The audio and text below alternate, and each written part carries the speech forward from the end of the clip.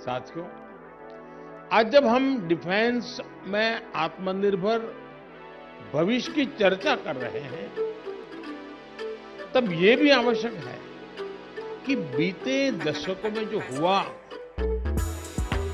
उससे हम सबक भी लेते हैं। इससे हमें भविष्य का रास्ता बनाने में मदद मिले।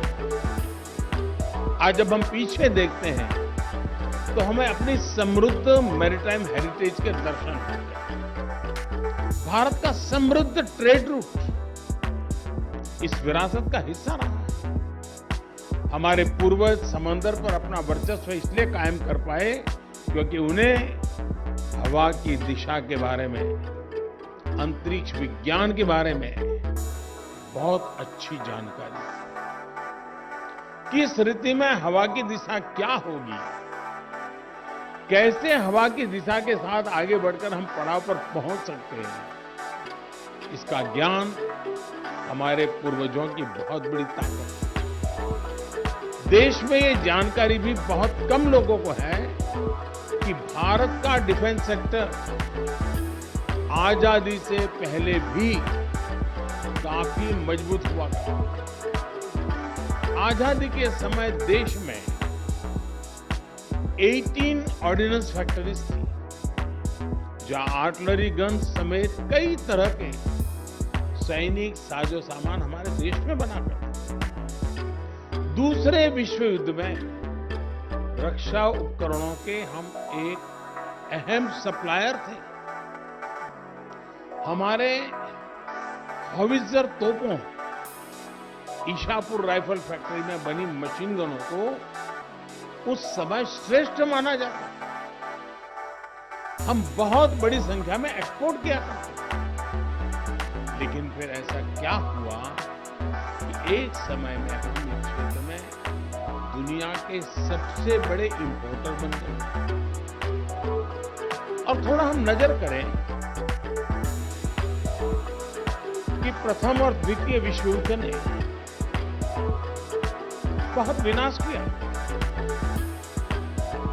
अनेक प्रकार के संकटों से दुनिया के बड़े बड़े देश फंसे पड़े, लेकिन उस संकट को भी, आपदा को अवसर में पलटने का उन्होंने प्रयास किया। और उन्होंने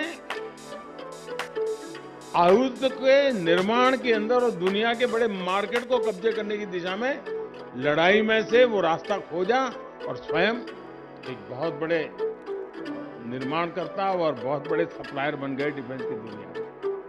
यानी युद्ध झेला, लेकिन उसमें से उन्होंने ये रास्ता भी खोजा।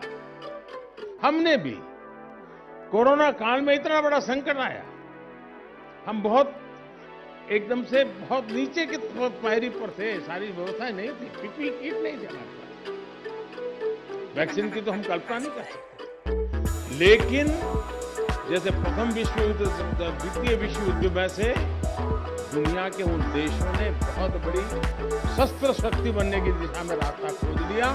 भारत ने इस कोरोना कालखंड में इसी बुद्धिमत्ता से वैज्ञानिक धरातल पर वैक्सीन खोजना हो, बाकी इक्विपमेंट बनाओ, हर चीज में पहले कभी नहीं हुआ, वो सारे काम कर दिए। मैं उदाहरण इसलिए दे रहा हूं कि हमारे पास सामर्थ्य है,